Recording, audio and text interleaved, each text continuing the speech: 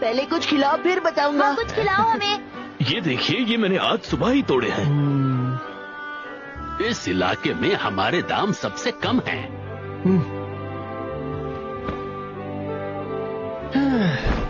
अच्छा हुआ कि मैंने जल्दबाजी करके हीरो बनने का नहीं सोचा।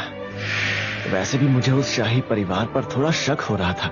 मुझे इस शहर में ज्यादा देर तक नहीं रहना चाहिए। तो फिर ठीक है, स्टेटस खुल जा। ओह, क्या बात है। मैंने ये नोवेल और मांगा में पढ़ा था। असलियत में तो ये और भी बेहतरीन लग रहा है। Level 1 skill, apprise your item box.